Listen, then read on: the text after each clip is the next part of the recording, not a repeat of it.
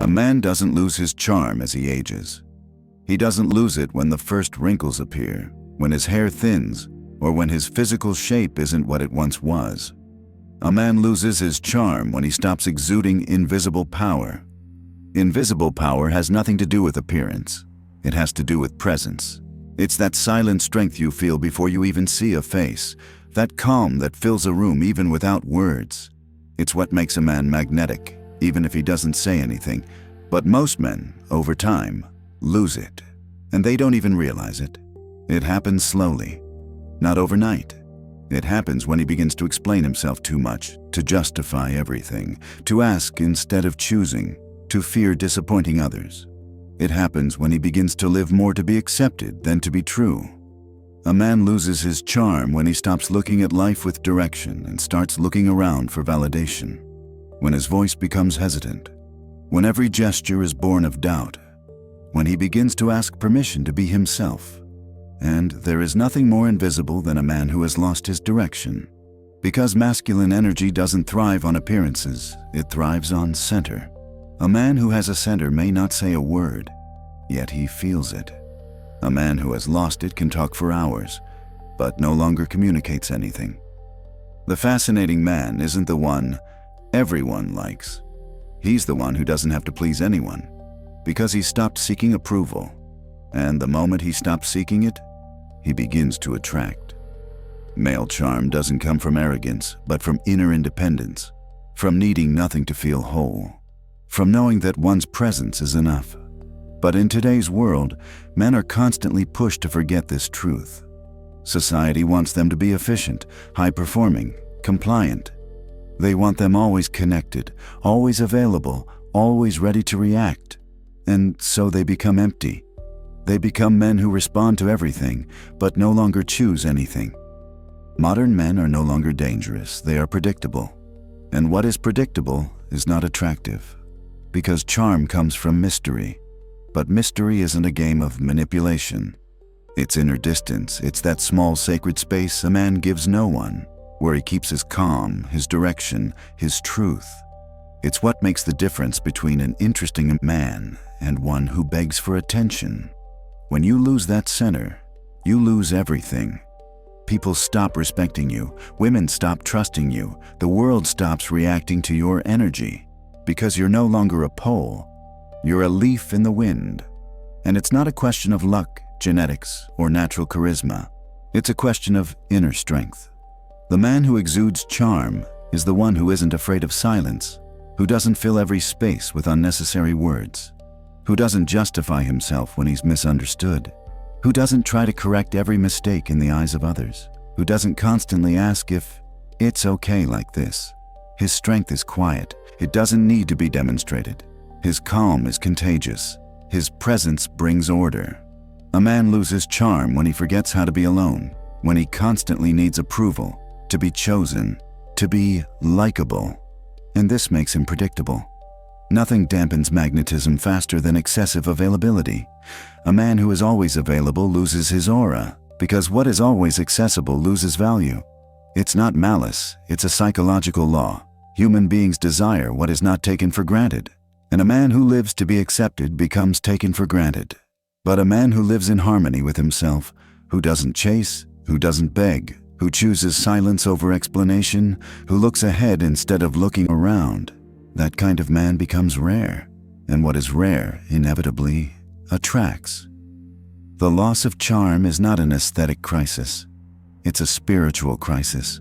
It's the sign that you've stopped directing your energy and started chasing that of others. It's the moment you began to look outside for what once emanated from within.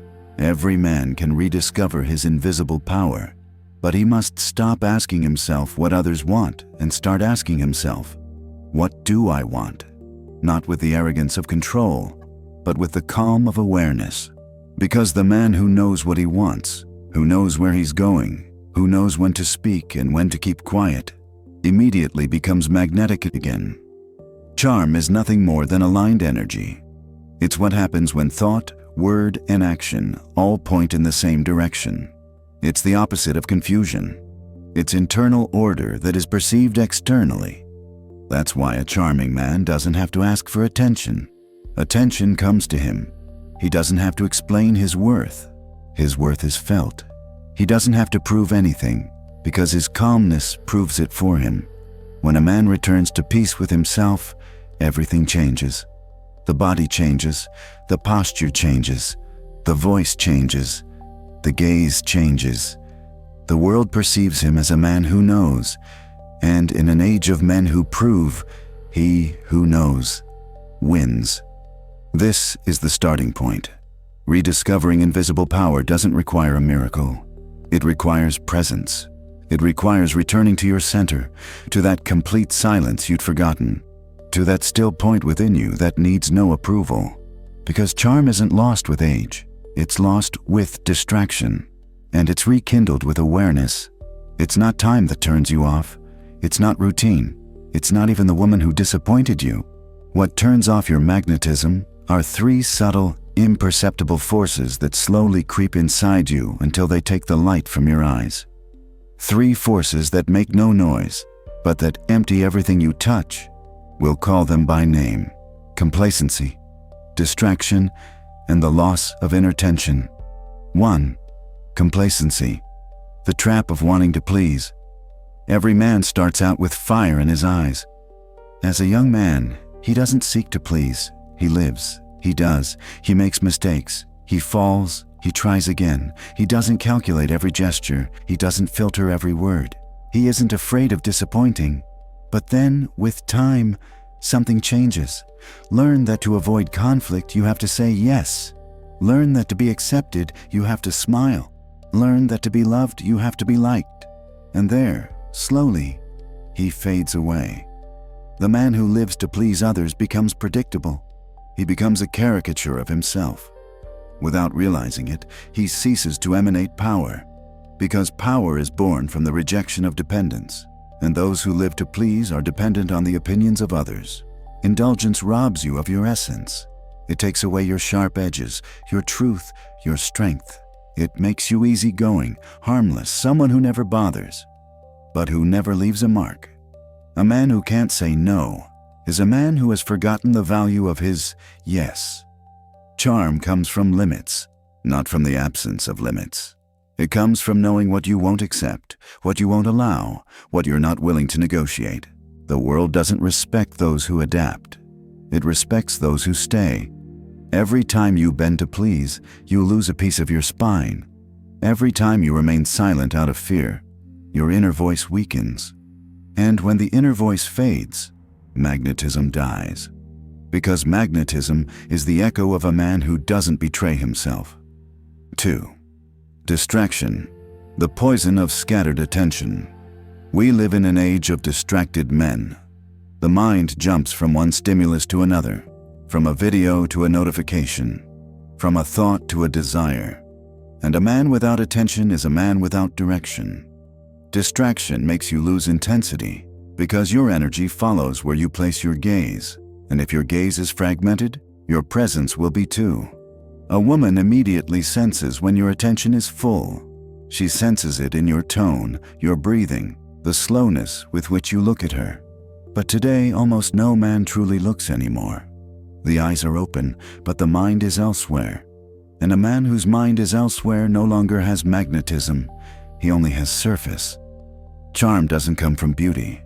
It comes from a concentrated presence. From the way you remain in the moment without running away. From the way your whole being communicates, I am here. A distracted man is not dangerous, because he cannot possess energy. He cannot control it. And what you do not control consumes you. Every time you lose yourself in distractions, you are giving away fragments of your life force. Every useless click, every senseless scroll, every thought that does not serve is a small loss of power. And when you have lost enough, you realize you are tired without knowing why. Empty for no reason. Off even if everything is fine.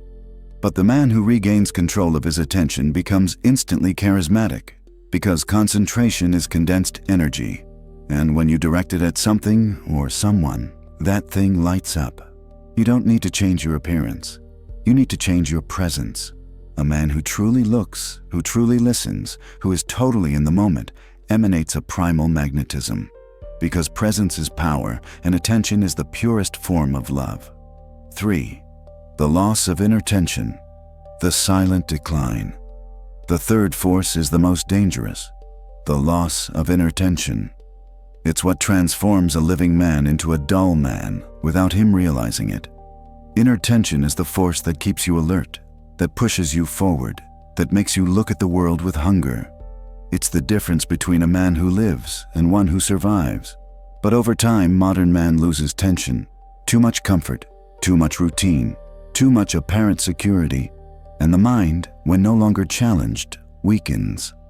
The body relaxes, the will slumbers, the gaze fades. The man becomes soft, not physically, energetically. He no longer has drive, no longer has risk, no longer has direction. And a man without tension is like a bow without a string. He may appear intact, but he will never shoot anything. Male charm is born precisely from that subtle tension, from the sense of mission that can be felt even in silence, from the sensation that behind every gesture there is a greater direction. A man with inner tension doesn't need to raise his voice. It can be felt, it can be perceived. It's the energy that keeps your back straight, that gives intensity to your gaze, that transforms silence into presence. When you lose that tension, you become neutral, neither hot nor cold, neither here nor elsewhere, and nothing in you truly vibrates anymore. But when you rediscover it, even without changing anything in your life, everything around you changes, because the world responds to those who vibrate with intent. Inner tension is life compressed into calm. It's power under control. It's the secret of every man who walks into a room and turns heads without saying a word. The charm fades when you lose your bearings, when you let yourself disconnect from yourself. But it reignites the exact moment you decide to return to the present, because you don't need to be perfect, you need to be whole. A whole man can walk through any storm and emerge with more light than before, because he knows that magnetism isn't created, it's remembered. Every man in his life goes through a precise moment, an almost imperceptible point, in which something inside him changes. Once it emanated, now it demands. And the moment he starts asking, he starts to fade. I'm not talking about asking for help or support. That's human. I'm talking about when you start demanding attention, asking for approval, asking for validation, asking for love, asking for respect instead of embodying it. Male charm comes from an energy that doesn't demand, that doesn't beg, that doesn't seek to obtain. It comes from the man who radiates, who offers, who doesn't beg to be seen because he knows he's already visible. Yet almost every man, at some point, falls into the trap of neediness. He begins to change his tone, to hold back words out of fear, to act based on the reactions of others. And slowly, his fire turns into dependency. You don't notice it right away. It starts with small things, an extra message to feel heard, a word said to please, a choice made so as not to disappoint. Then, little by little, you build a prison of forced kindness. And inside that prison, your magnetism dies. Because male power isn't born from consent, but from presence. And presence only manifests itself when you don't ask for anything. Look at a truly charming man. He's not the one who talks the most. He's not the one who tries hard to impress. He's the one who doesn't seek. He doesn't chase. He doesn't measure his worth based on the response he receives. He's there, full, stable, calm. A man like that doesn't need to make a scene. His calm is the scene. But when a man starts asking, when his energy turns outward, something breaks. He loses density. He loses direction. And the woman, who perceives every nuance, notices it immediately. The female body reacts instinctively to male energy, not to what you say, but to what you emanate. And when you stop exuding confidence, when you convey neediness, her perception changes.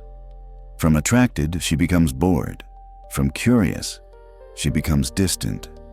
Not because she doesn't like you anymore, but because she stopped feeling safe in your energy. When a man asks, he unconsciously communicates that he's missing something. And female desire isn't born from lack. It comes from abundance. The masculine attracts when it is full. when it is calm, when it needs nothing but chooses.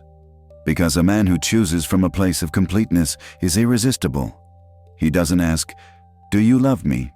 He says, "I see you." He doesn't ask, "Do you want me?" He says, "I'm here." He doesn't ask, "What do you think of me?" He says, "This is who I am." And that kind of presence disarms anyone, because there is no defense against a man who doesn't need to win. The modern woman, even if she doesn't say it, desires this man. The one who doesn't ask, the one who radiates, because her body feels him as stability, as direction, as peace. But today, most men live in need. The need to be understood, the need to be accepted, the need to be validated. And each of these needs cuts a thread of your power. Every time you seek approval, you are giving up a fragment of your inner authority. Every time you wait for confirmation, you are confessing, without words, that you don't believe in yourself enough. And every time you ask for love, you are admitting that you are not emanating it. Because whoever is love doesn't ask for it. He emanates it. The man who has learned to emanate doesn't speak to convince, doesn't act to obtain, doesn't smile to please. His every gesture arises from an internal sense of abundance, like a sun that doesn't force itself to shine. It simply shines. And that light, even if you don't immediately notice it, attracts everything that is ready to receive it. The day you started asking, you stopped believing in your light. But the day you stop asking, you immediately go back to emanating it. It's an invisible switch, a transition that happens within you. When you stop asking, "Why doesn't she text me?" and start asking, "Why does my energy depend on her?" you are becoming a man again. When you stop asking, "Why doesn't he respect me?" and start asking, "Why did I let myself be treated like this?" you are becoming strong again. When you stop asking, "What did I do wrong?" and start observing in silence and calm, you're becoming magnetic again. Because magnetism is born from the inner emptiness filled by yourself. It is born when there is nothing left to prove. It is born when you free yourself from the need for control and simply begin to emanate truth. The man who emanates is not always perfect. He may be wounded, he may be tired, he may be full of scars, but he is alive, and the world feels it. That's the difference between a dull man and a magnetic one. The former asks to be chosen, the latter chooses. The former wants to be noticed, the latter notices himself. The former adapts, the latter anchors himself. Return to that place within you where you don't have to ask for anything, where everything you seek is already part of you, where calm is your weapon and truth is your strength. Because the moment you stop asking, you emanate power again. And that energy, believe me, no one will forget. There are men who walk into a room and everything changes. The air moves, time slows, gazes turn toward them. They don't need to say anything, they feel it. Then there are men who walk into the same space and nothing happens. They are physically present, but energetically absent. The difference isn't in the physique, the clothes, or the voice. It's in the energetic state. The first vibrates with direction, the second vibrates with uncertainty. And when a man loses direction, he loses magnetism, because energetic predictability is the silent death of charm. A predictable man doesn't surprise, doesn't move, doesn't shock. You can anticipate his every reaction, his every emotion, his every sentence. And the woman who thrives on stimulation and emotional intensity senses it immediately. I already know how he'll react. And the moment she can predict you, she's stopped feeling you. The energetic drop doesn't come suddenly. It's a slow slide toward neutrality. It happens when you stop saying no for fear of conflict, when you start replying to messages only out of obligation, when you start smiling mechanically, when your calm's no longer strength, but apathy.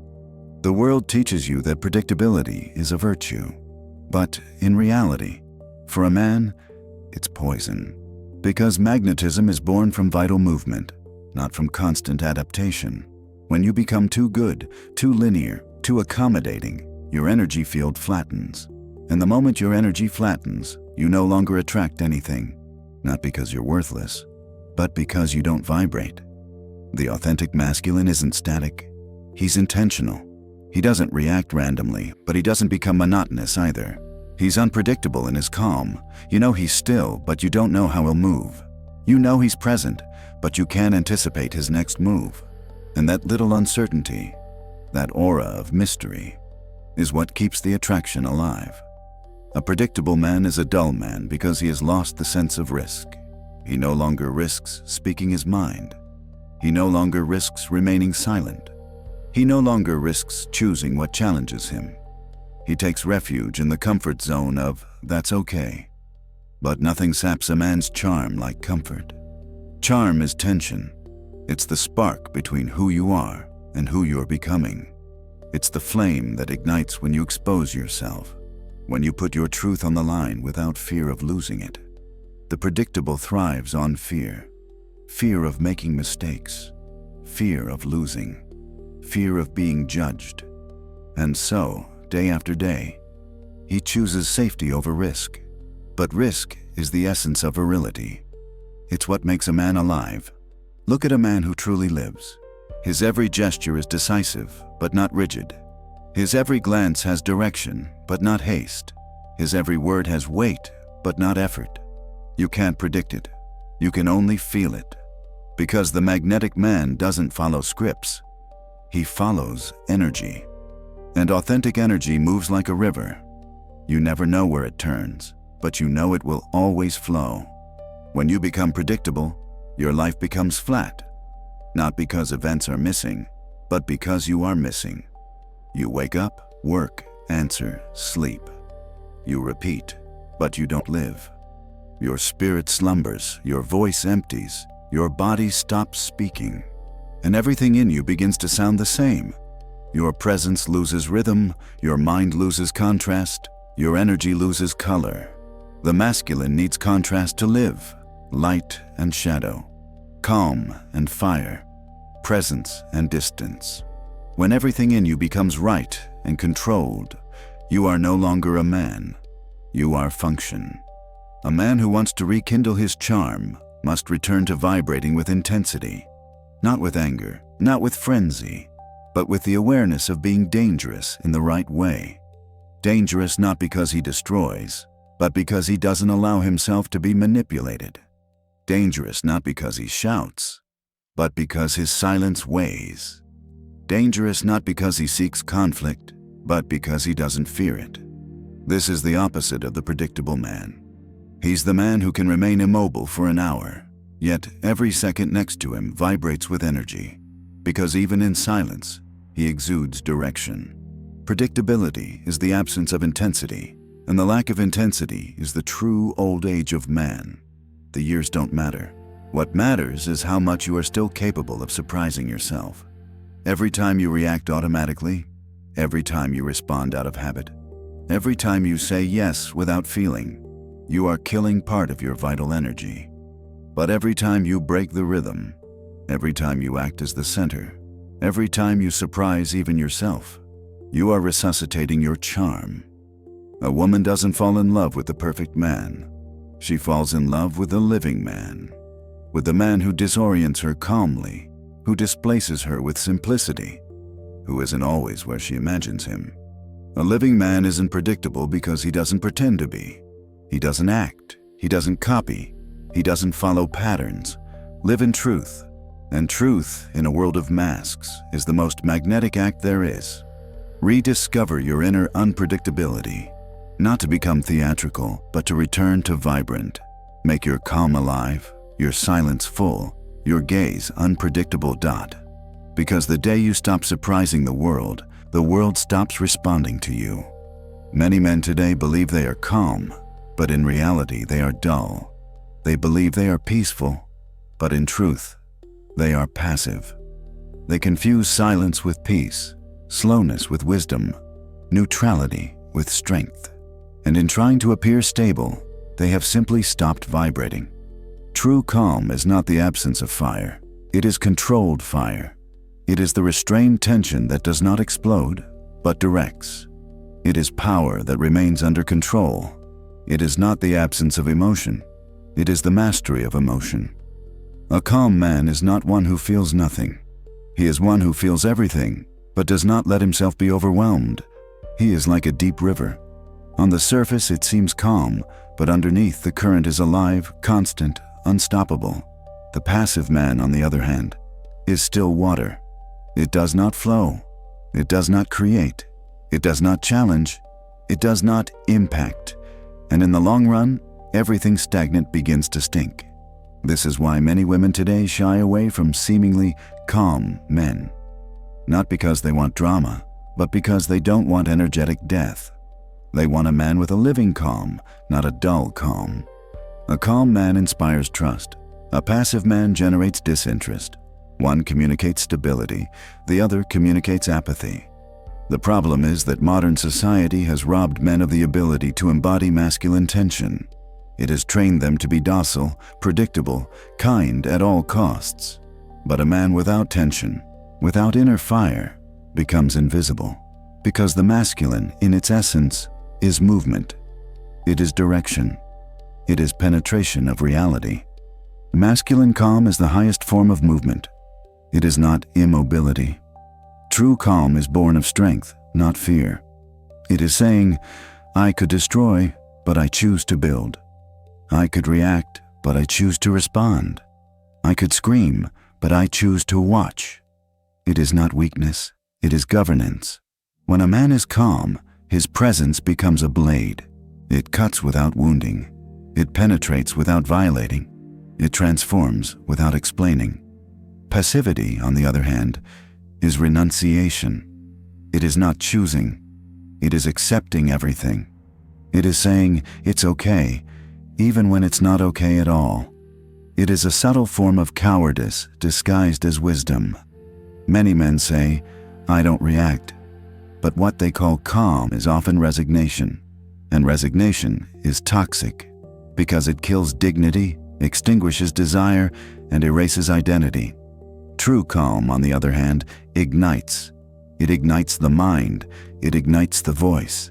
It ignites respect. Because those who are truly calm haven't given up. They have simply stopped wasting energy on chaos. Think of a swordsman. He's not the one who swings his sword at random. He's the one who remains still until the perfect moment. Silent, concentrated, present. And when he acts, he does so in a single blow. Precise, decisive, inevitable. This is the calm man. He doesn't sleep, he waits. And while he waits, he observes. He learns. He prepares. He matures. The passive man doesn't wait. He submits. He doesn't choose the moment. He waits for the world to decide for him. And every time he gives up choosing, he gives up himself. To be calm means to be in control. To be passive means to be afraid of control. One dominates reality. The other avoids it. The authentic masculine is calm in motion. He doesn't stop. He doesn't lose himself. He walks with a regular rhythm, like an ancient march that needs no drums. The woman perceives the difference. In front of a calm man, she relaxes. In front of a passive man, she closes herself off, because the female body responds to male energy. And passive energy is neutral. It doesn't provide direction. It doesn't provide containment. It doesn't provide security. A calm man creates structure. A passive man creates emptiness. And that emptiness, instead of attracting, repels. Many men confuse spirituality with passivity. They believe that being spiritual means not desiring, not reacting, not doing. But true male spirituality is conscious action. It's not sitting and meditating while life passes by. It's meditating amidst movement, remaining immobile within. A calm man knows how to say no gently. He knows how to set a firm limit. He knows how to choose himself without guilt, because he knows that his calm isn't to please others. It's to serve his mission. Passivity is useless. Calm builds worlds. Look at the great men of the past.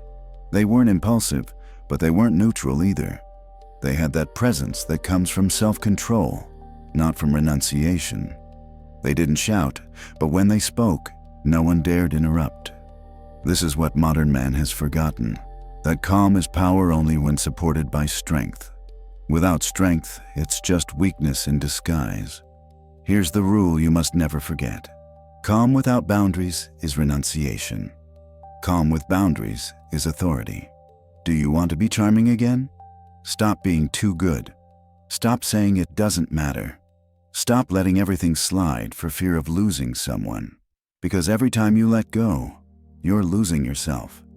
Don't be afraid to put weight into your energy. Don't be afraid to be firm, decisive, sharp. Because virile calm isn't softness, it's consistency. When you learn to be calm without being passive, the world hears you again. People respect you, women listen to you, and life, slowly, begins to orbit around you again. Because true calm isn't weakness, it's the most evolved form of strength. Every man is born with a fire inside, an impulse to push himself further, to conquer, to build, to discover. It's what makes him alive, hungry, present. But over time, almost all men lose it. Not because they stop desiring, but because they begin to prefer security to risk. It's a slow anesthesia. It begins when you choose stability over challenge, when you prefer routine to possibility, when you stop facing fear and start negotiating with it. Comfort is the sweetest of poisons. It makes you believe you're fine, when in reality, it's draining you. It keeps you warm, but it robs you of your hunger. It protects you, but it saps your courage. It makes you feel calm, but it makes you irrelevant. A man who no longer takes risks is a man who has stopped growing. And a man who no longer grows loses charisma, loses light, loses strength. Because charisma doesn't come from comfort. It comes from the margins. From constantly living one step beyond what's comfortable. From looking fear in the eye and telling it, "Stay, but I'm still moving forward." A woman senses it immediately. You can have success, security, money, status. But if you no longer take risks, your energy dies. You become predictable, mechanical, dull. Because risk isn't just a physical act. It's a state of mind. It's the daily decision not to run away from tension. It's staying present when it would be easier to be distracted. It's looking within yourself even when you don't like what you see. Charisma comes from there, from contact with uncertainty, from living every day close to the limit, without crossing it, but without escaping. Comfort, on the other hand, puts you to sleep with your eyes open. It makes you live on autopilot. It makes you forget that life isn't meant to be comfortable, but intense. Every time you choose comfort, you're choosing to diminish your vital energy. You're telling the world, "I don't want to expand, I just want to maintain." And the world, which responds to your energy, takes away your stimulation, opportunities, passion, because it can't ignite those who have no more fuel. Look at the moments when you felt most alive. They weren't the ones when everything was easy. They were the ones when you didn't know how it would go, when you were uncertain, when your hands were shaking, when you risked something, your reputation, your pride, your time, even your heart. There you were alive. There your charisma exploded, because life respects those who take risks. Comfort, on the other hand, makes you invisible. It doesn't make a sound, it doesn't shake you, it doesn't hurt you, but it doesn't transform you either. It's a soft prison with walls lined with excuses. It's not the time. It's too late now. Better not to complicate your life. Every comforting phrase is a tomb for your potential. The man who thrives on risk, on the other hand, isn't afraid of pain. He knows that pain is the price of vitality. He knows that every time he faces something that scares him, he expands his boundaries. He becomes denser, more charismatic, more real. Because the truth is this: a man who doesn't challenge himself empties himself. And the woman who perceives every nuance, feels it. She doesn't care how much you earn or how confident you seem. She just needs to feel that you no longer burn. Charisma is a controlled fire. It's heat, not a flame. It's energy that renews itself because you keep adding fuel every day through challenges. When you stop taking risks, you stop adding fuel. And the fire, even if it seems alive, is already dying.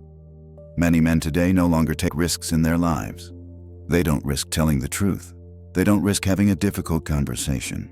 They don't risk disappointing anyone by following themselves.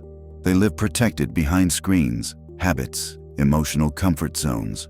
But the more you protect yourself, the less you live. Charm doesn't come from control. It comes from courage, from knowing that you could lose everything, but you won't lose yourself.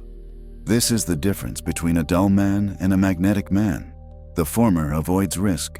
The latter embraces it. The former lives for security. The latter lives for expansion.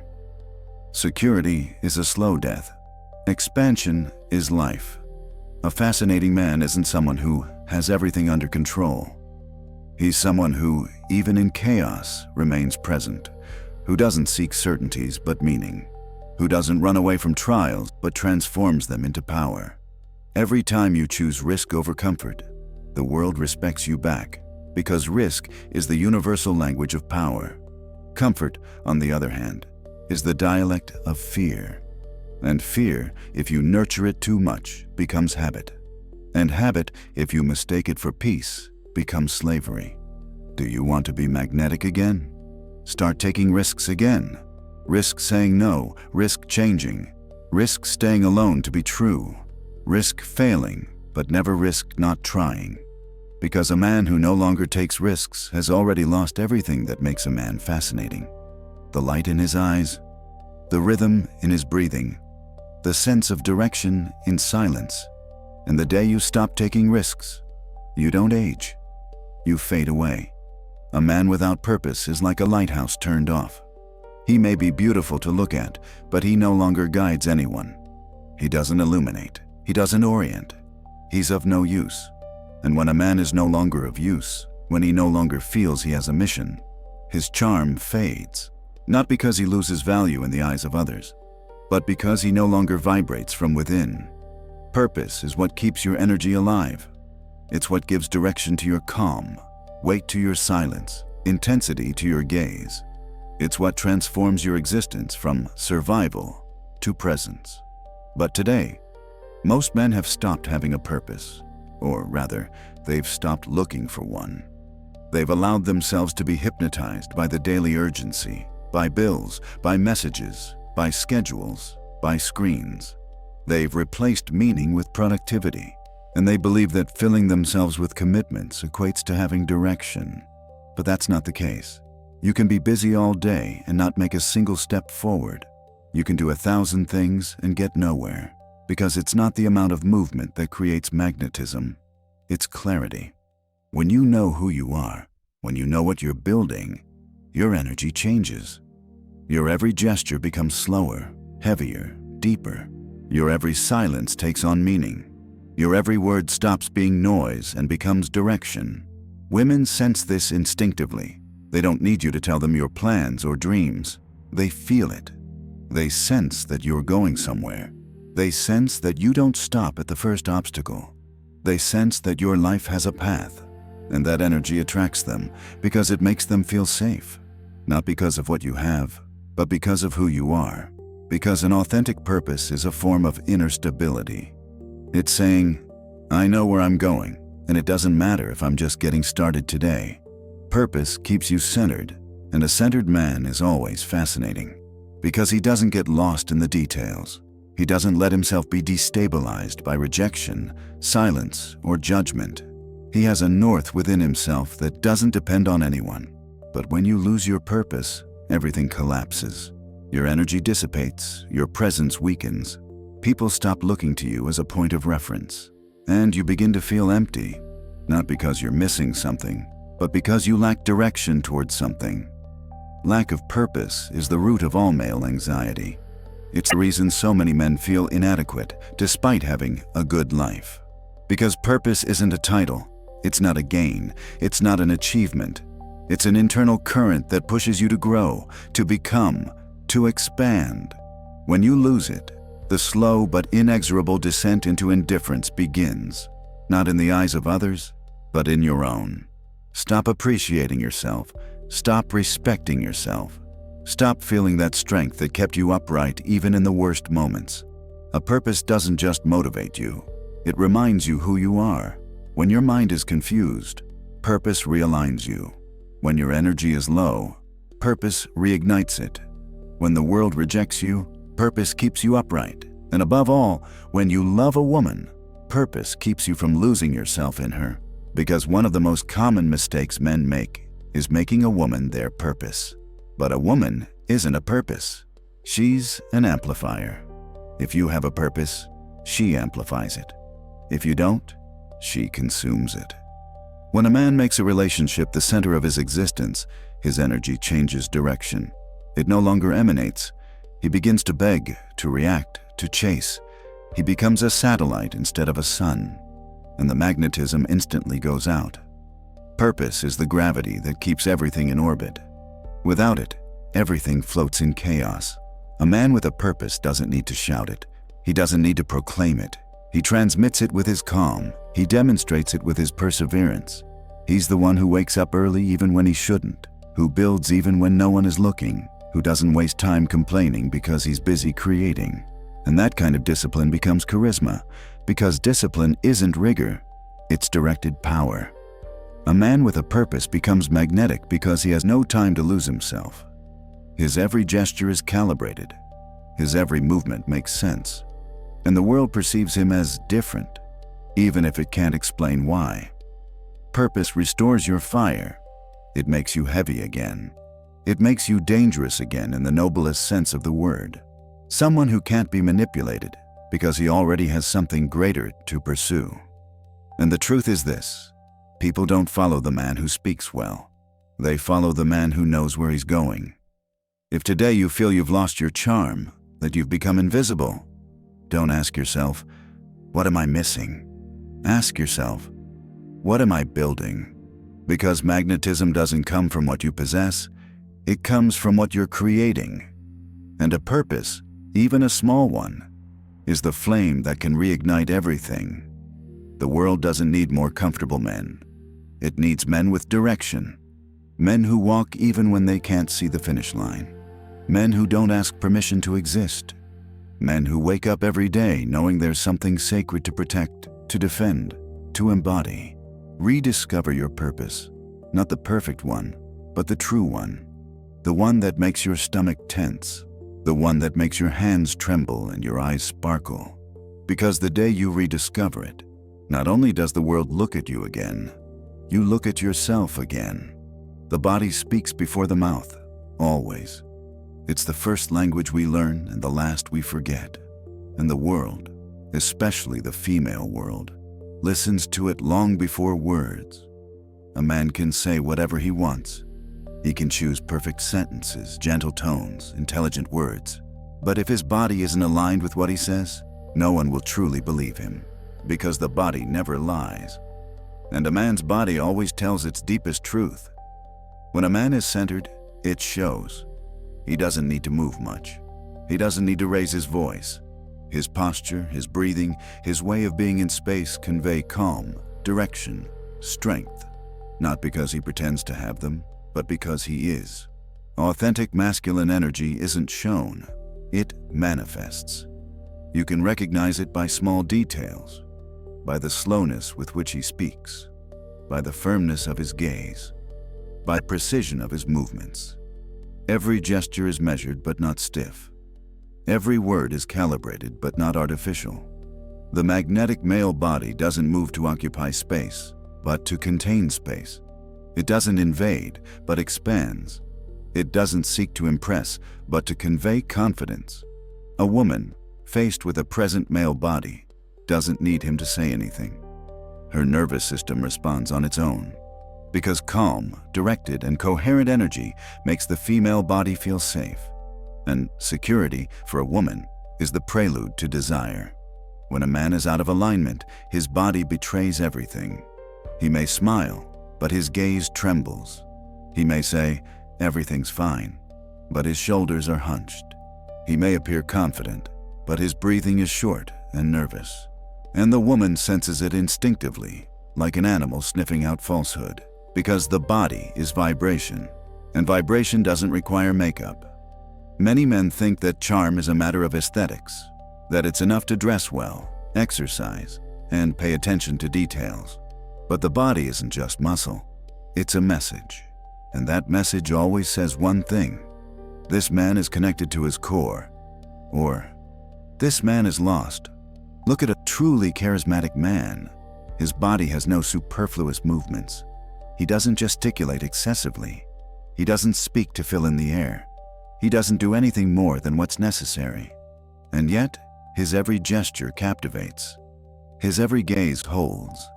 His every silence weighs heavily. Not because he's trying to be dominant, but because he's consistent. Coherence between body, mind, and words is the invisible secret of magnetism. When everything you think, feel, and say all goes in the same direction, your body becomes embodied charisma. And a woman, even if she can't explain it to you, will feel it. She'll feel it in her chest, in her stomach, in her skin. Because consistent energy creates immediate trust. The body of a man with fragmented energy, on the other hand, is noisy but empty. He moves too much. He overreacts. He smiles when he doesn't need to. He speaks when he should be silent. He bends instead of standing straight. Every gesture communicates one thing. I don't know who I am. And no perfume, gym, or clothing can hide that absence. The male body is like a temple. Every time you work out, every time you walk, every time you breathe deeply, you're not just taking care of a shell. You're polishing the container of your energy. A strong body isn't there to show off power. It's there to contain it, to let it flow without dispersion. Because masculine energy is like electricity. If it's not channeled, it burns. If it's directed, it illuminates. This is why posture, breathing, and movement are more important than words. A man who breathes slowly communicates dominance. A man who moves calmly communicates control. A man who speaks without haste communicates value. But all this comes from within, from your relationship with yourself, from the way you inhabit your body. Many men no longer inhabit it. They live in their heads. They think, calculate, analyze, but they don't feel. And a man who doesn't feel his body cannot emanate presence, because presence comes from feeling. When you return to the body, you return to the moment. When you return to the moment, you return to life. And when you return to life, you return magnetic. Because the body's energy is immediate, real, palpable. You can't convince anyone with a language you don't master. But you can transform everything when you learn to speak with your body. A man who stands straight but relaxed communicates dignity. A man who looks you in the eye without challenging you communicates confidence. A man who uses his hands with restraint communicates balance. A man who walks slowly, without haste, makes his presence felt as natural authority. And there's no need to force yourself. You just need to re-enter yourself. Rediscover that lost connection between mind and body, between what you think and what you convey. Whenever you feel invisible, it's not because no one sees you. It's because you're no longer in your body. You're in fear, anxiety, imagination. But charisma lives in the present, and the present lives in the body. A woman, faced with a man who is completely present, cannot resist. Not because he does anything special, but because his energy is a stable field. It's a silent invitation. You can relax here, and in a world full of noise, embodied calm is the most powerful form of attraction. You don't have to change your body. You just have to inhabit it again. Because the body of a man who feels, who breathes, who is alive, is already the most captivating message there can be. There are voices you forget a moment after hearing them. And then there are voices that stick with you, that follow you for days, that don't need volume because they have weight. The male voice is an energetic signature. It's not just a sound, it's vibration. And that vibration says everything. How present you are, how calm you are, how much you truly believe what you're saying. You can recognize a man by his voice, not by how loud it is, but by how deep it is. Not by how much he speaks, but by how much he fills the silence. The authentic male voice is in no hurry. It doesn't chase attention. It doesn't rush to fill spaces. It's slow, measured, direct. It's a voice that knows it doesn't have to convince anyone. And precisely for this reason, it convinces. Because the calm sound doesn't come from control. It comes from trust. From the certainty that your words are worth it. That you don't have to shout to be heard. That you don't have to rush for fear of boring. The most magnetic men don't talk much, but when they do, people stop. Because every word vibrates with presence. Here's the truth. The voice isn't just a communication tool. It's a window into the soul. If you're nervous, it shows. If you're hesitant, it shows. If you're feigning calm, that too, it shows. The body can lie, the voice never. A full voice comes from a full breath. A full breath comes from a calm mind. And a calm mind comes from a centered man. It all starts there. From your relationship with silence. Because the most powerful voice is the one born from inner silence. Many men talk too much. They try to explain, to justify themselves, to make themselves understood. But charm doesn't come from explaining. It comes from saying little and saying it well. From leaving space, from creating rhythm, from making it feel like every word is a choice, not a necessity. A calm voice creates a hypnotic effect. It lowers the heartbeat of those who listen to you, relaxes, captivates. Because the human mind is attracted to those who transmit sound stability. It's an ancient mechanism. In primordial times, a deep voice was a sign of security. It meant, this man is steadfast, he can protect. And that legacy still lives in the subconscious. A calm, low, and direct voice immediately triggers a sense of trust and attraction. And you don't need to have a perfect tone. You need not force it. You need to speak from the body, not from the throat. You need to let the voice sink, take root, come from the chest, not from the head. The authentic masculine doesn't have a high voice. He has a centered voice. Every word comes from within, not from outside. When you speak too quickly, you're communicating anxiety.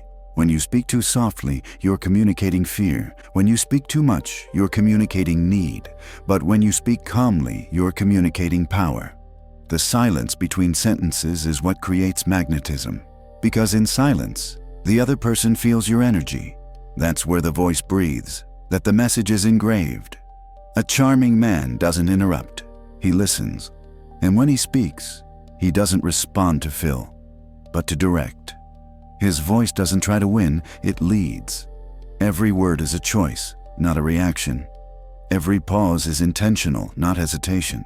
And the woman, listening to him, doesn't just hear what he says, she hears who he is. A calm, deep voice is an act of natural authority. It doesn't impose. It doesn't seduce. It emanates. And when a voice emanates calm, the mind of the listener also calms. It's contagious. It's like a wave that balances everything it touches. That's why a man's voice can heal or destroy. It can hurt with a word or heal with a tone. It can close a heart or open it completely. You don't have to raise your voice to be strong. You have to ground your voice to be true. And it's not about technique, it's about presence. Every time you speak without really being there, your voice empties. Every time you speak from a place of calm, even a few words are enough to change an atmosphere. A man with a lively, full, grounded voice doesn't have to say much. When he opens his mouth, the world listens. Because there's something rare in that voice. Silent authority. It's the kind of voice that says, I don't need to shout to be heard. I don't need to convince you to be right. I don't need to dominate you to be strong. It's the voice of someone who has already won within themselves. And someone who has won within themselves has nothing left to prove externally. Want to regain power? Slow down, lower your tone. Listen to the silence between sentences. Breathe before speaking. Feel your body when you pronounce the words. The authentic male voice is not a performance, it's a testimony. It's the vibration of a man who has stopped running, of a man who has found his rhythm, of a man who knows. And in a world that screams, Those who know how to speak softly become irresistible. We live in an age where everyone shows everything, where transparency has become a religion and privacy a form of suspicion. Everyone speaks, explains, shares, confesses. Everyone wants to be understood, justified, accepted. But the more a man explains himself, the more he loses magnetism. Because mystery is not a lie. Mystery is density. It's the sign that there's more inside you than you show. It's what makes you understand that your depth isn't limited to the surface. Today, however, most men live like an open window. Anyone can enter, look, understand, judge. And what is totally accessible ceases to fascinate. Mystery is the art of limits. It's the invisible boundary between what you show and what you keep. It's saying, I'll get closer to you, but not, I'll give you everything. It's always leaving a small part of yourself inaccessible, because the inaccessible attracts, the predictable bores. The man who maintains mystery isn't a man who hides. He's a man who protects his energy. He doesn't need to reveal himself, because he lets his presence speak for itself. And that presence raises questions. Who is he really? What does he think? What's behind that calm gaze? Why doesn't he feel the need to explain himself? Every time someone asks a question about you, you've already won, because interest arises from doubt, not absolute clarity. A man who is completely explained is a man who is empty. A man who is completely predictable is a man who is disarmed. And a disarmed man is not attractive. He reassures. But women don't want a reassuring man. They want a man who shakes them to their core. Mystery is not a game. It's a balance. It's knowing when to speak and when to remain silent. When to show yourself and when to remain in the shadows. When to reveal yourself and when to let the other imagine. Because imagination is the engine of desire. And if you take away its space, desire dies. Many men today think that being open means being sincere. But sincerity doesn't require total exposure. It requires selective authenticity. Telling the truth doesn't mean saying everything. It means saying what's needed in the right way without selling your soul. Mystery is the most elegant form of self-respect. It's saying, not everyone deserves access to my inner world. It's knowing that your mind, your emotions, your calm are sacred, and that only those who display the same depth deserve to enter. The mysterious man is not closed off. He is selective. He is not coldness. He is value. He is not distance. He is discernment. When you show your all, you are unconsciously communicating that you have nothing to lose. When you guard parts of yourself, you are saying, I am worthy, and what I have inside is not for just anyone. And this energy, for a woman, is irresistible, because it pushes her to want to discover, to want to conquer, to want to understand what is not immediate. The truth is that desire thrives on tension, and mystery is the highest form of emotional tension. It is the invisible thread that connects two people, but it never stretches to the point of breaking. It is what keeps curiosity, respect, and attraction alive. Mystery makes you heavy, while excessive transparency makes you light, and a light man flies away with the first wind. But a man with depth remains. A woman doesn't want to know everything about you. She wants to feel that there is much more in you to discover. It wants to understand that behind every word you say lies a deeper thought, that behind every gesture you make lies a choice, that behind every silence you utter lies a direction. This is why a man who speaks little, who barely smiles, who never justifies himself, who doesn't explain too much, is more fascinating than 10 men trying to amaze. Mystery is calm with boundaries. It's knowing exactly what to reveal and what to leave in the shadows. It's understanding that power lies not in showing off, but in holding back. Mystery is not manipulation. It's energy control. It's the awareness that every time you explain yourself, you're giving away a fragment of your power. Every time you justify yourself, you're giving away a piece of your authority. Every time you try to make yourself understood, you are betraying your calm. Mystery is the language of kings. Those who reign don't explain. Those who have power don't defend themselves. Those who know their worth aren't in a hurry to prove it. Being mysterious doesn't mean being distant. It means being whole.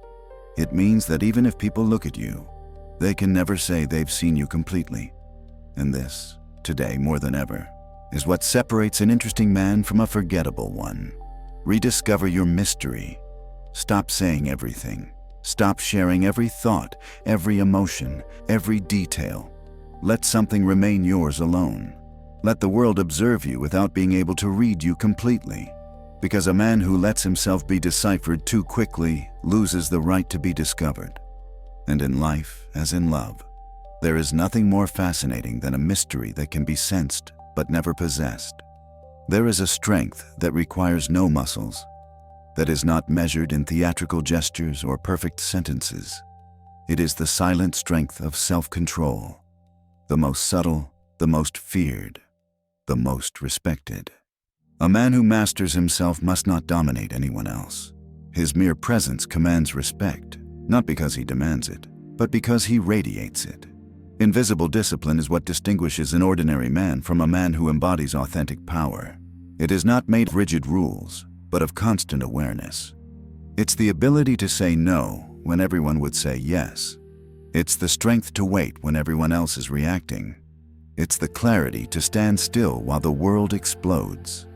Many confuse self-control with coldness, but coldness is absence. Self-control is total presence. It's being inside the storm, but with your hands still firmly on the rudder. A disciplined man is not a rigid man. He's a man who chooses. Every day, every hour, every minute. He chooses what to think, what to feel, what to say, what to ignore. And that choice, repeated endlessly, becomes inner authority. Discipline is not a prison, it's inner order. It's knowing that not everything you want is good for you. It's having the courage to give up what weakens you, even if it tempts you. The undisciplined man lives for momentary pleasures. He reacts, explodes, lets himself be carried away. And then, each time, he feels empty. Because uncontrolled pleasure doesn't build, it destroys. The disciplined man, on the other hand, lives for meaning. Every gesture has a reason. Every silence has weight. Every renunciation is an act of power. When a man learns to control himself, he no longer needs to control others. He doesn't need to dominate anyone, because his inner control is already sufficient to command respect. Think of a man who doesn't allow himself to be provoked, who doesn't react to an insult, who doesn't defend himself when misunderstood, who doesn't chase what moves away, who doesn't beg for attention, who doesn't lose control over an emotion. That man exudes a kind of charisma that cannot be imitated, because it is energetic autonomy. It is unshakable presence. It is the kind of calm that frightens those who thrive on chaos.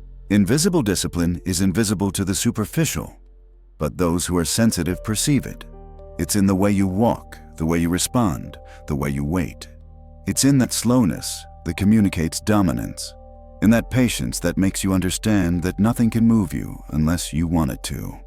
Men today are hyperstimulated. Food, pleasure, distractions, news, emotions. They live in a constant state of reaction. Every notification is a command. Every glance from another, a need for approval. And so their energy is dispersed in 1,000 directions. But a disciplined man lives the opposite way. He chooses what to respond to. He decides where to put his attention. He controls his time, not time controls him. This is true freedom. Not doing what you want, but being so centered that you are not a slave to anything. Discipline is respect for your energy.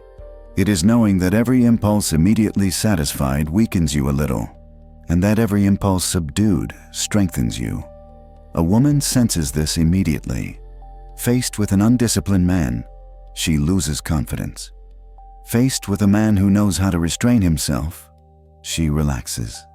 Because she knows that man is not overwhelmed by desire, that he is not a prisoner of emotions, that he is not dependent on anyone. And this makes him dangerous in the right way. Invisible discipline is pure magnetism. It is a form of active silence. It's the calm that comes from having won 100 battles within yourself before you even open your mouth. There's no need to show it. There's no need to brag about it. You feel it in the way you move, in the way you breathe, in the way you look and then fall silent. Every time you resist a distraction, you grow. Every time you say no to an impulse, you become denser. Every time you postpone gratification, you accumulate power, because the energy you don't waste condenses. It becomes presence, it becomes strength, it becomes charisma. Self-control is not repression, it's transmutation. It's taking the energy of desire and channeling it into creation. It's taking anger and transforming it into decision.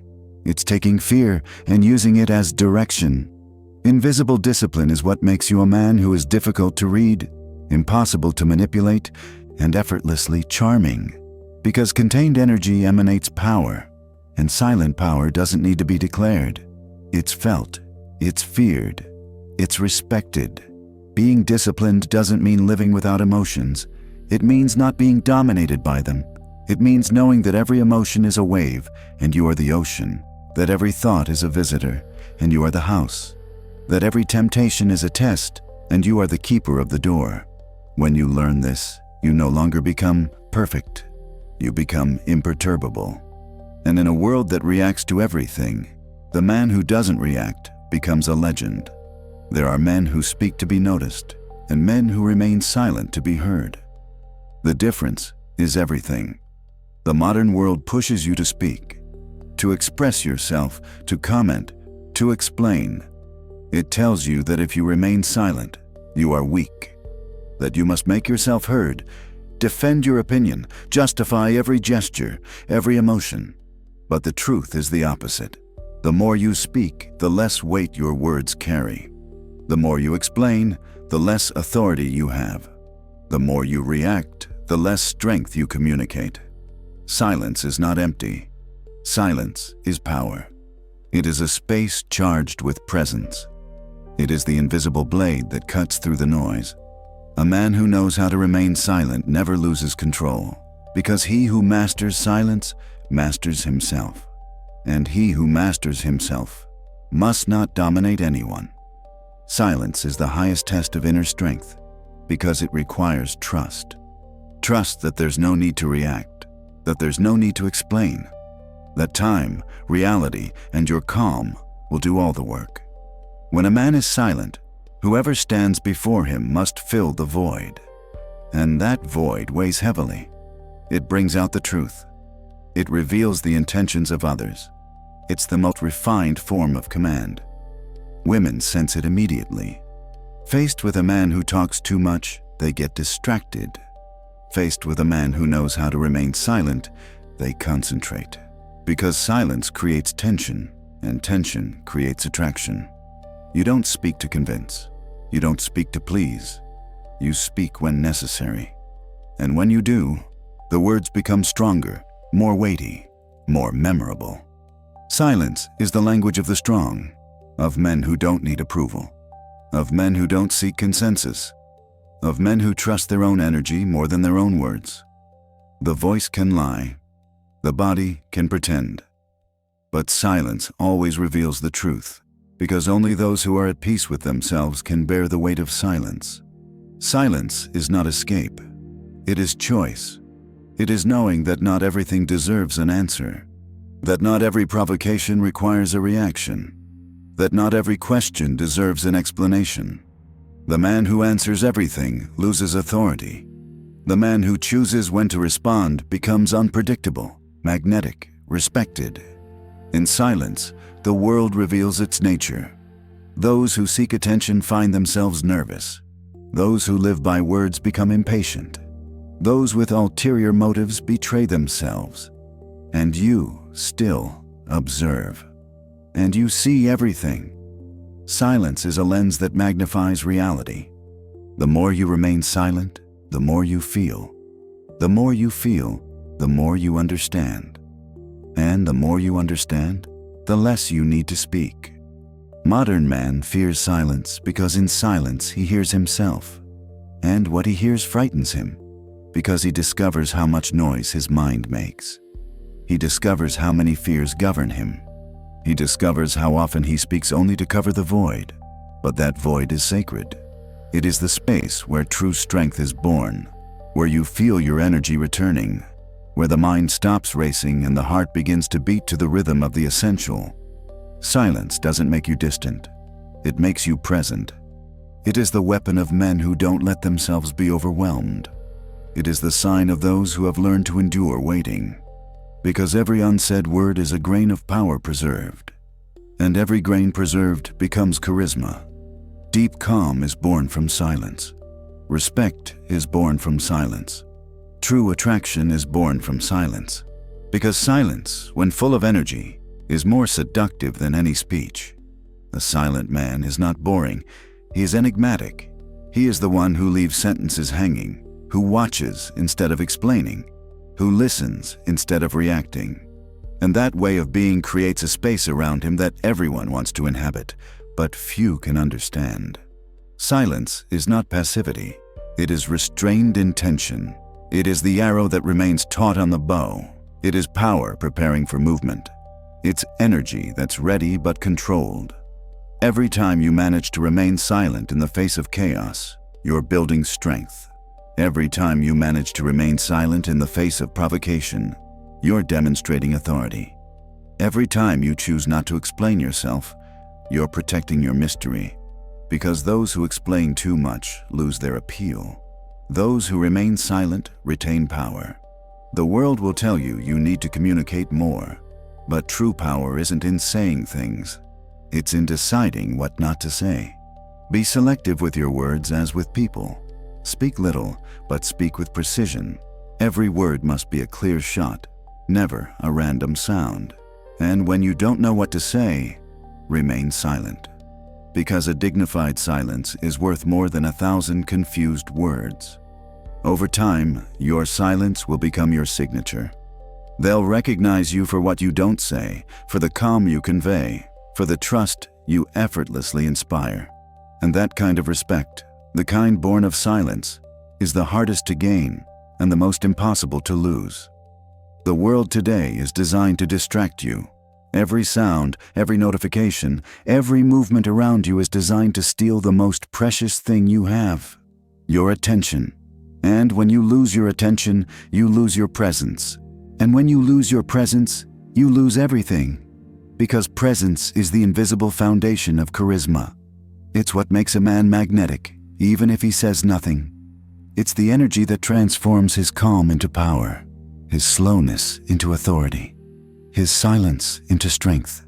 A man who is present doesn't think about what comes next. He isn't elsewhere. He isn't afraid of what might happen, nor regretting what has already happened. He's here, whole, rooted. You can sense him when he enters a room. He doesn't look at his phone. He doesn't seek attention. He doesn't have to stand out. It's his energy field that makes him stand out. His every gesture is full. His every look is complete. His every pause is alive. A man who is present is a man who truly listens. And listening is a form of silent domination. Because while others speak to fill the void, he observes to understand. And he who understands foresees. And he who foresees leads. Presence is power. There's no need to be aggressive. There's no need to impose yourself. Just be truly there. But most men today aren't there. Their bodies are there, but their minds aren't. They're elsewhere, on their phones, in their thoughts, in fear, in distraction. They live as if life were a video they can pause. But real life doesn't wait. And every moment you're not present is a moment you're not living. Women feel it. Because the feminine thrives on perception, connection, emotional intensity. And when she's faced with an absent man, her body immediately senses, he's not here. And the moment she feels you're not present, she disconnects. It doesn't matter what you say, what you promise, how hard you try. If your energy isn't there, you don't exist, dot. But when a man returns to the present, everything changes. He doesn't have to do anything special. He just has to be there, totally. Being present means feeling everything. The weight of your body, the rhythm of your breathing, the temperature of the air, the tension of your muscles. the sound of the other person's voice, the pulse vibrating under your skin. When you return to your body, you return to the world.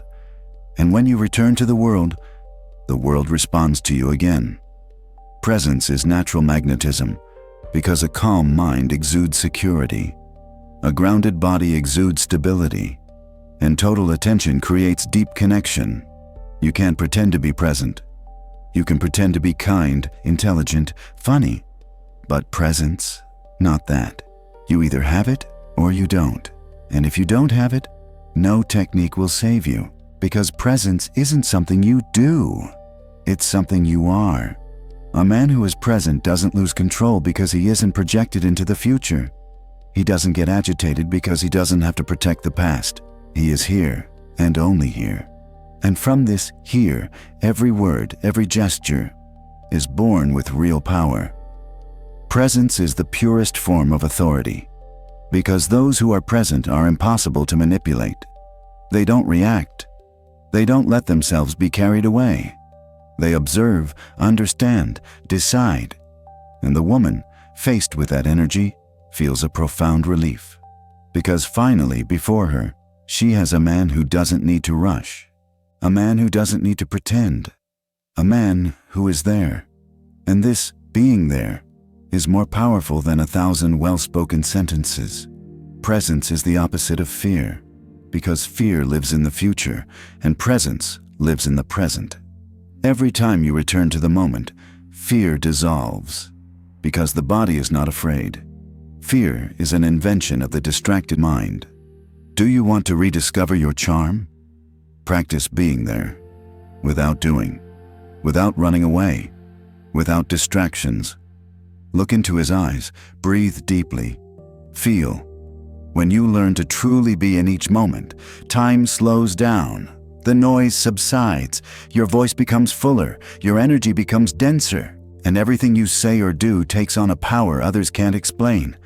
Presence is an act of respect toward yourself, toward those who speak to you, toward life.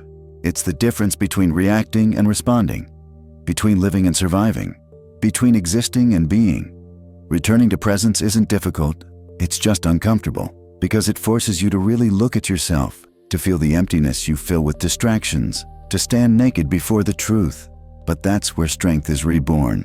Presence is what separates the person who acts from the person who is acted upon. It's the threshold between those who create reality and those who are its victims. When you return to presence, the world calms down, because your energy field becomes order, and order attracts, because everything chaotic seeks stability. Here's the secret. The more present you are, the less you have to do, because your presence alone becomes direction. You don't have to try to impress. You just have to be there, completely, without thinking about what to say, without thinking about what to achieve, without thinking about how you look. Presence is the silence between thoughts. It's the calm that expands beyond the body. It's the peace that makes those who look at you dizzy, because they don't understand where it comes from, but they feel it. When you learn to be present, you become a fixed point in a trembling world, and those who tremble always seek the fixed point. Inside every man there is a fire, not a symbol, not a metaphor, a real fire. It's the energy that drives you to create, to protect, to overcome. It's the strength that gets you up when you fall, that makes you fight when all seems lost, that makes you want to leave a mark. But modern society has tried to extinguish it. It has taught you that anger is toxic, that ambition is selfish, that desire is shameful. It has convinced you that being intense is wrong, that you must be balanced, kind, understanding. And so, millions of men have extinguished their fire, mistaking calm for energetic castration. But the masculine fire is not something to be repressed. It is something to be governed. It is what transforms a man from spectator to creator. The problem isn't the fire, it's not knowing how to use it. Without direction, fire destroys. With direction, fire illuminates. A man without fire becomes neutral. He no longer feels. He no longer reacts. He no longer desires. He walks, works, breathes. but doesn't live. And a man who doesn't live can attract nothing alive. Male charm comes from there, from the flame that can be felt even from afar, from the spark that doesn't burn, but warms, from the energy that makes your every gesture vibrate. A man with his fire extinguished speaks but doesn't convince, smiles but doesn't light, loves but leaves no trace. He's like a sun covered by clouds. It's there, but no longer warms. Masculine fire is spiritual intensity, not violence. It is desire without attachment. It is strength that doesn't fear gentleness. It is will that doesn't need permission. Reclaiming it means remembering who you are. It means returning to desire without fear of judgment. It means allowing yourself to want more. It means waking up every morning hungry, not resigned. You don't have to extinguish your fire to be good. You have to purify it to be great. Masculine fire is what drives you to improve, to overcome limitations, to create order out of chaos. It is the invisible engine of growth. When you stop using it, you become apathetic. And when you become apathetic, you become useless. The world doesn't need more tired men, calm to the point of boredom, gentle to the point of weakness. It needs vibrant men with a flame in their eyes and discipline in their hands. Balance doesn't mean extinguishing the fire. It means learning to contain it. A balanced man isn't someone without intensity. He's someone who has learned to direct it. Someone who knows how to channel anger into decisiveness. Someone who knows how to transform frustration into action. Someone who knows how to convert desire into creation. Masculine fire, when purified, becomes charisma. It becomes that feeling of calm strength, of energy that moves beneath the skin but never explodes. It becomes light in the eyes. It becomes tone in the voice. It becomes life. Many men today no longer feel that life. They've disconnected from their bodies. They've anesthetized their emotions. They've taken refuge in their heads, where everything is logical, safe, sterile. But fire doesn't live in the mind. It lives in the body, in the chest, in the stomach, in the hands. That's where you must return. To feel the heat, the tension, the hunger. Stop being afraid of desiring. Desiring is not weakness, it's movement. It's the sign that you're still alive. The secret is not to let desire dominate you, but not to repress its existence either. You must channel it, transform it into construction. Use it to write, to create, to conquer, to improve. Every great man has learned to use his fire. He didn't extinguish it. He disciplined it. Because discipline without fire is sterile, but fire without discipline is dangerous. You need both. You need a balance between intensity and control. When the flame is too high, it burns. When it's too low, it dies. But when you keep it alive and stable, it transforms everything it touches. Here's the paradox. People think that calm is the opposite of fire, but true calm is born precisely from it. From knowing that you can set the world on fire, but choose not to. From knowing that the strength is there, ready, but you control it. A man without fire is predictable. A man in the grip of fire is unstable. But a man who controls fire is irresistible. His gaze is steady but deep. His voice is calm but vibrant.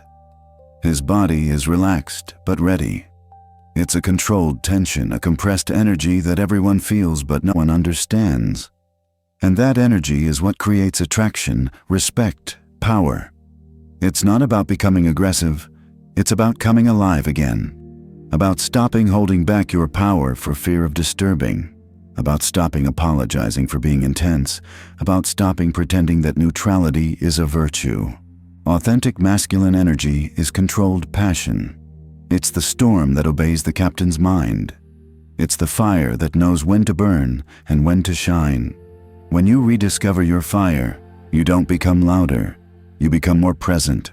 Because life begins to respond to you. People sense you. The world notices you. Not because you scream, but because you vibrate. And that kind of vibration can't be faked. It's the sign that you've returned home, to your center, to your focus, to your essence.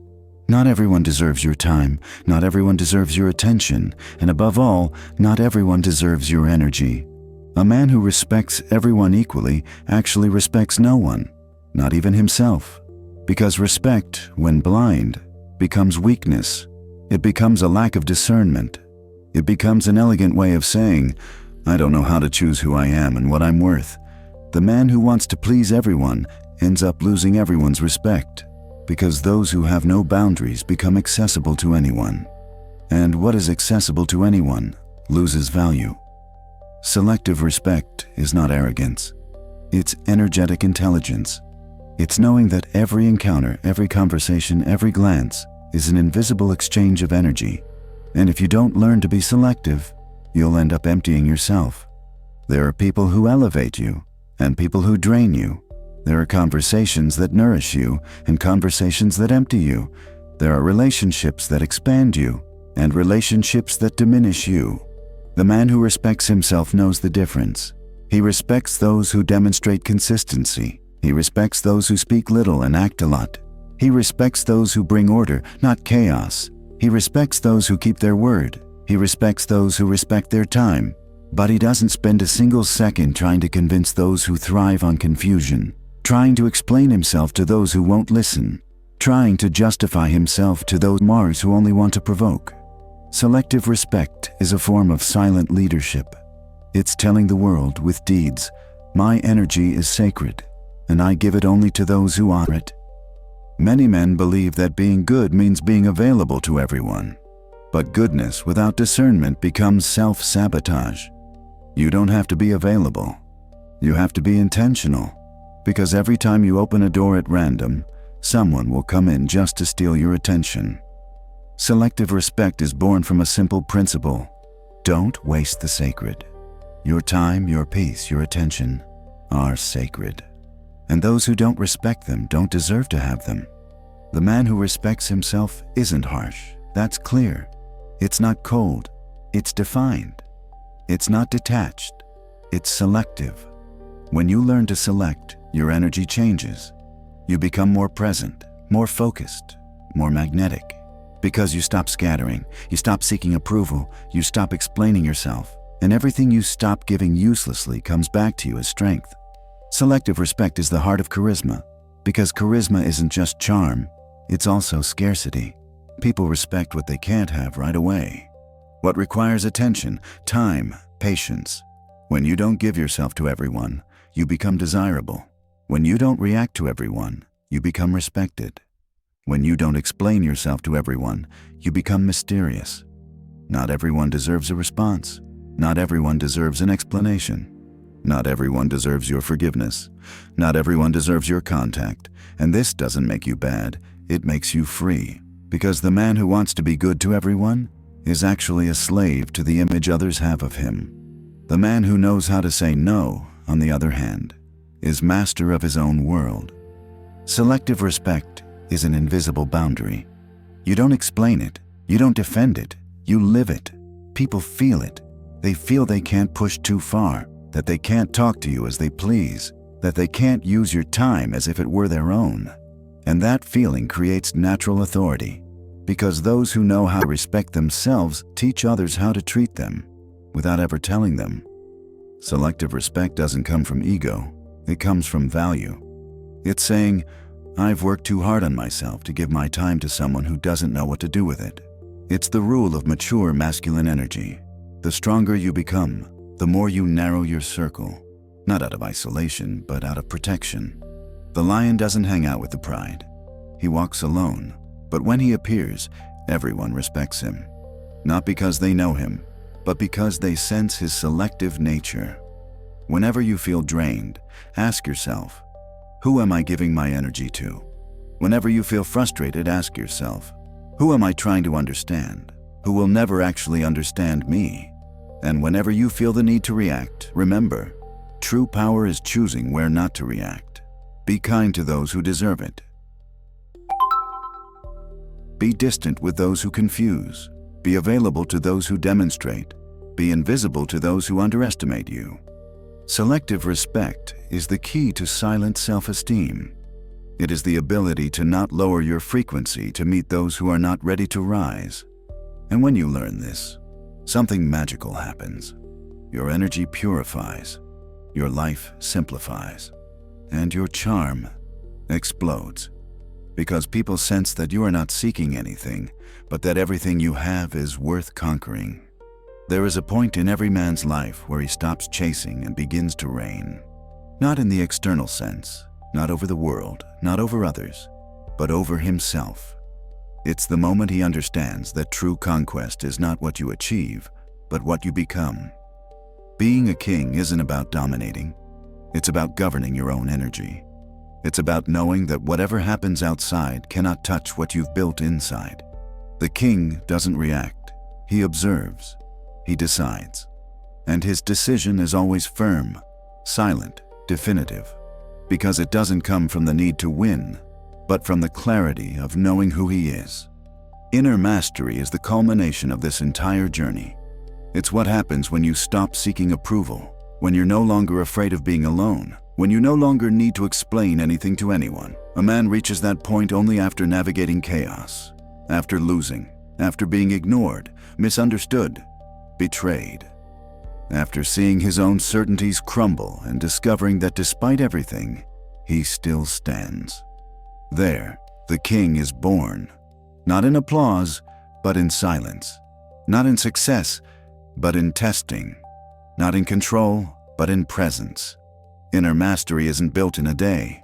It's a slow transformation, a daily battle against the most fragile parts of you, against pride, fear, haste, the need to be loved.